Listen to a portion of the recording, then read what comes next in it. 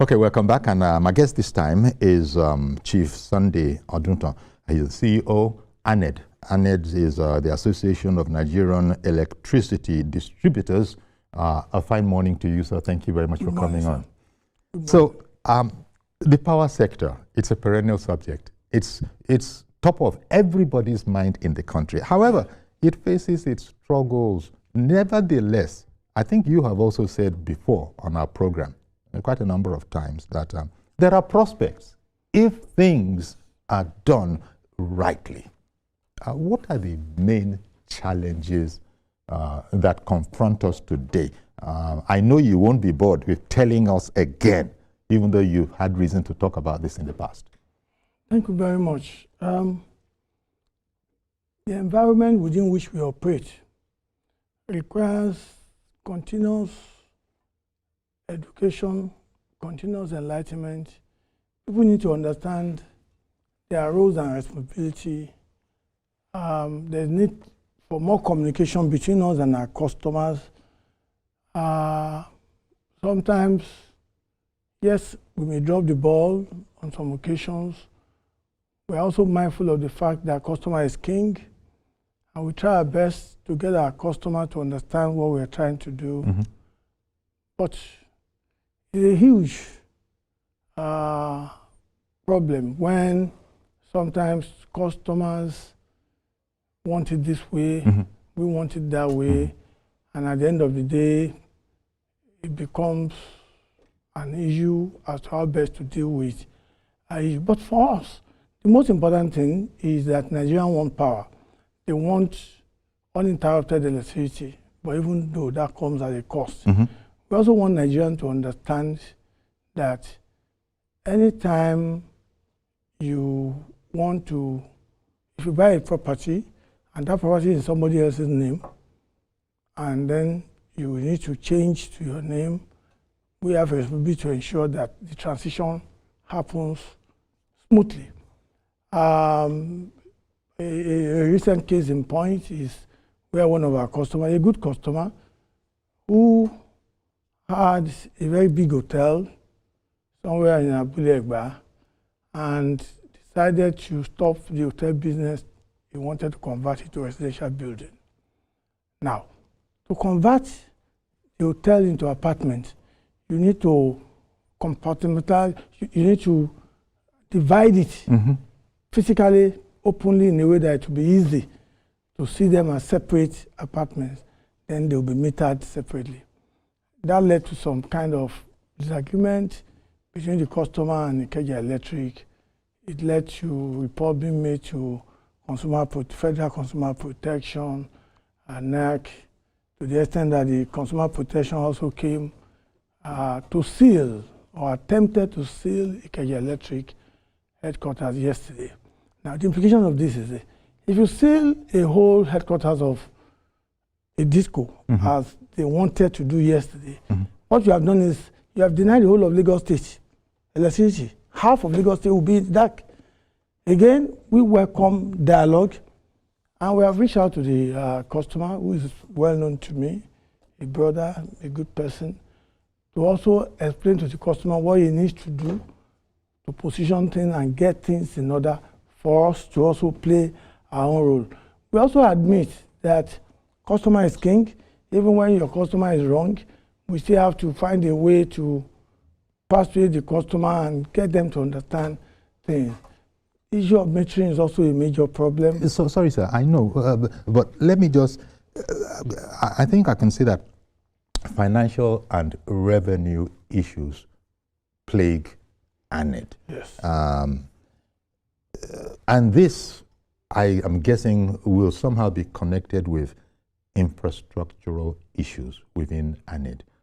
Could you explain that a bit? Because I'm sure these things I have asked are embedded in the answers you gave when we're talking yes. about it. The major problem with Nigerian power sector is liquidity crisis. Mm. We were at the House of Rep 2 days ago, an ad hoc committee that was seeking to probe the power sector from 2007 to 2024, even though we came on board in November 2013.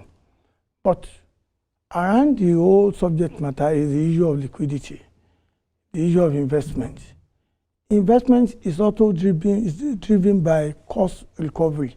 If you are not able to recover your cost, if you invest, say, 100,000 naira into a business, and that money disappears, how can you go and get another investment of 200 or more to put in the same business? And that simplistic example, really, it seems to be the whole crux of the matter. Infrastructural deficit is in there. Insufficient grid capacity is in there. And it goes on and on and on.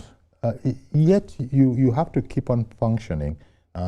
It's almost, I would guess, that it's seen as something of a thankless job because people have been used to having power, especially erroneously thinking of it as free. Now. Yeah. I'll give you 2 examples. We have a non-payment culture in this country, culture of non-payment. There's a community in Ikotekpeme in Akwa Ibom State. They are owing Port Harcourt Disco, owing us billions. As I speak, a whole community, they are not paying for power, and they were very violent. They refused to be disconnected. The reason they gave was that the Transmission Company of Nigeria, TCN, facilities, their big transformer, is located on their ancestral land. But we are distributors. Now transmission has offended you. They paid for the land. It's not as if it is free, or maybe they are paying rent. But you say, it is our right to have free light. That is going on there. In Lagos State here, under Eko, there's an Obada community in Agbara here in Lagos.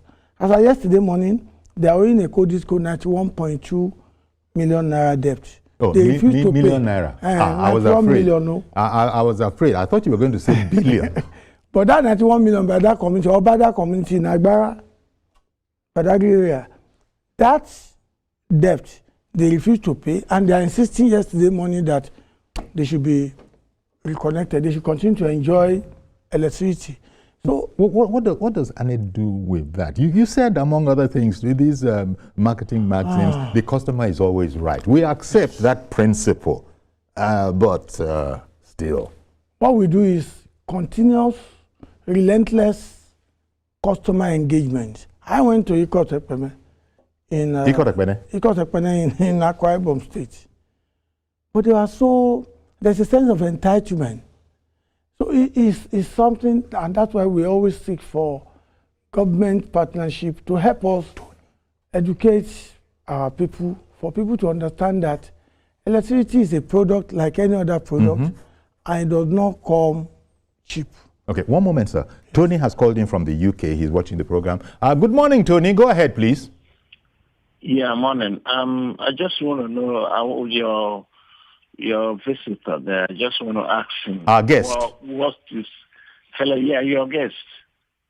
Yeah, I just want to ask him, as somebody who has been abroad, who knows more, why are we still having delays of having, constant electricity for everybody, despite this band A, band B, band C? I know your guest quite well, and I think he can do better for everybody there. Okay.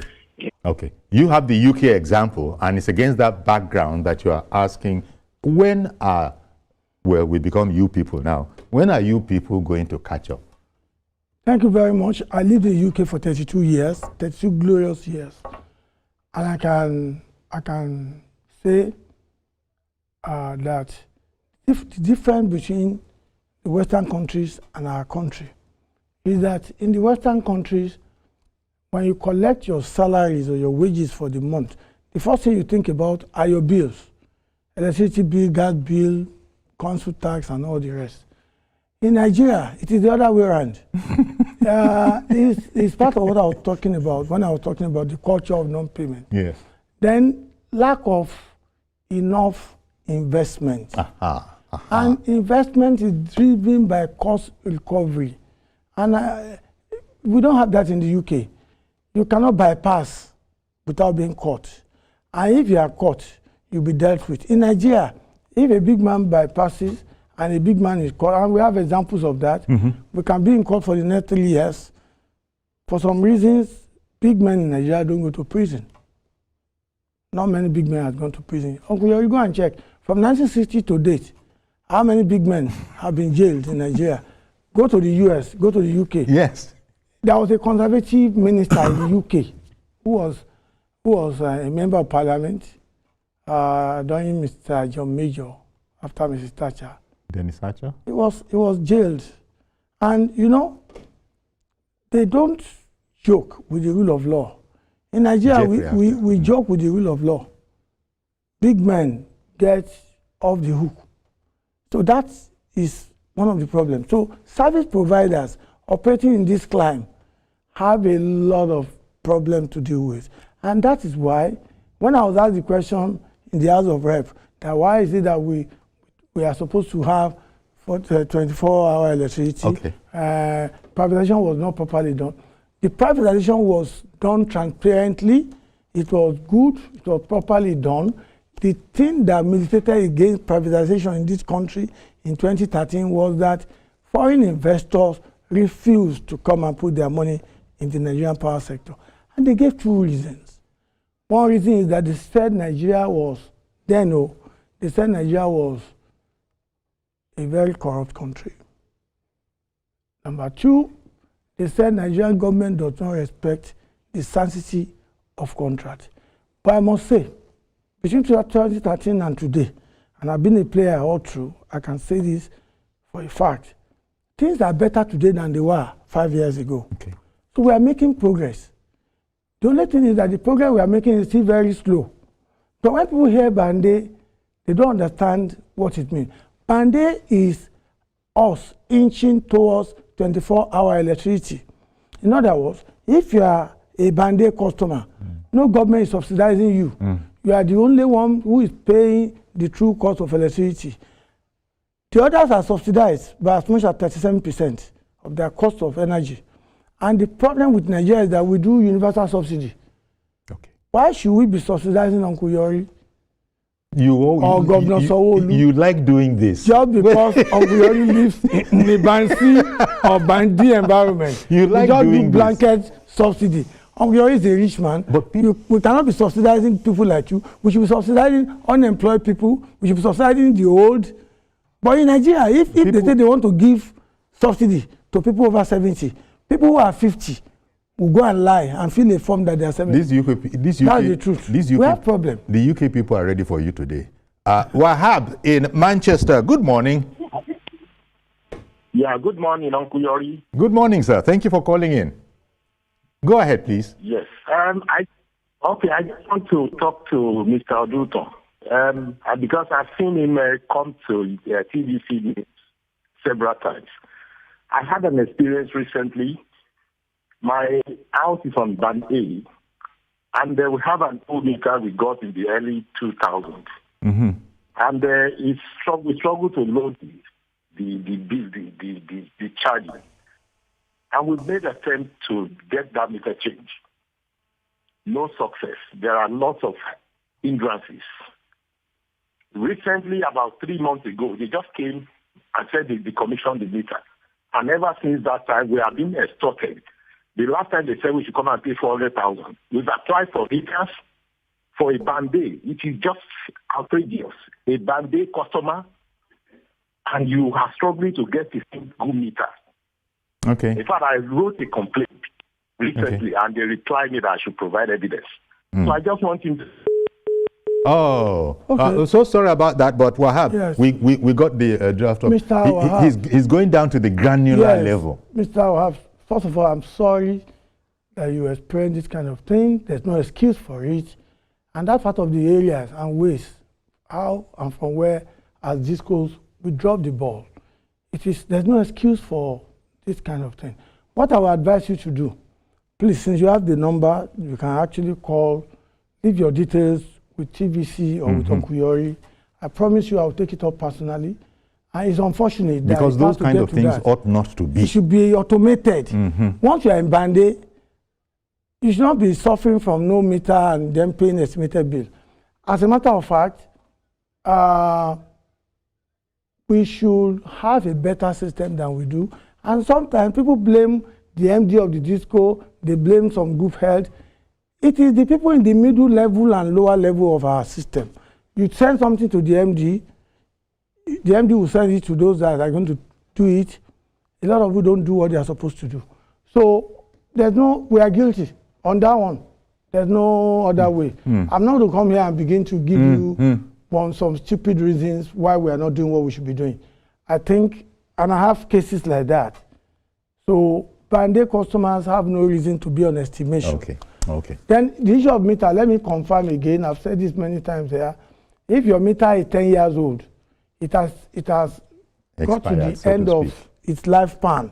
Meters have lifespan, just like carburetor or battery in your car. It's 10 years. But people are saying if it ain't broke, you don't fix it, because the fixing it is getting a new one, which will now be generating a rate that is favorable to the distributor. And people are saying that this thing works. You said you said it is 10 years old. Part of what I told a friend who had issue with Ikeja Electric regarding his house in Omole is that you as customer have no right to tell me as a service provider that your meter is working. We are not saying it is not working. We are saying the integrity of the meter is in doubt. Okay. It's a scientific thing. Okay. It can be tested right in your presence. And I want our people to know there's nothing like my meter is running too fast. No. It is calibrated and programmed in a way that if your tariff is 209 or 205, that's what you'll be getting. If it's 68 naira, that's what you'll be getting. So there's nothing like the programming to work too fast. Again, that's what I'm saying. For our people that live in the UK or in the US, they know that they don't talk about my meter is running fast. They know that these things are not cheap. Yeah. Electricity is a product that is very expensive. We all have to agree that it will take time. And this journey, this privatization journey, is a journey that takes a long time. So we also have our own fault. Sometimes we are not efficient enough. It is the issue of efficiency that leads to all these fracas. Some of them are avoidable, and we learn our lesson. We also some don't take very kindly. Some don't take very kindly to all your efforts. I recall when you came here and you're telling us the trauma that workers, experienced at the hands of some military customers. Yes. That you dare not do what you want to do, which is take steps to ensure that you are paying. And if those steps include, you will not be supplied until you actually begin to pay part of what you owe. Yes. They didn't like that, for example. I hope that matter was resolved. Oh, the one with the military was resolved at a huge cost to Ikeja Electric and a co-distribution, because we have one in Badagry, Soldier, the one in Ikeja, Air Force people. We had to install a state-of-the-art, very expensive, millions of naira worth of a system whereby with the press of a button in Alausa, they can disconnect, they can put on the light or put it off in Air Force Base without going there. Because they were beating us. Yes. Yeah, now we have to pay over 40 million just for 1 meter, one system that can enable automation that we don't need to fight. So and now thank you very much for letting us bills, and we're happy. Thanks for letting us know. We won't be tired of hearing it, and I'm sure you won't be tired of saying it, because it's an incremental journey, but you are resolute in getting, as it were, to the peak, so to speak. I want to thank you very much, Chief Sunday Oduntan, CEO, Association of Nigerian Electricity Distributors, for coming to our studio. Yet again, we really do appreciate it. Okay, so that's our program. Well, do join us on Monday. The next day we will be out there. Do have a great weekend. I'm Yori Folani. Bye-bye for now.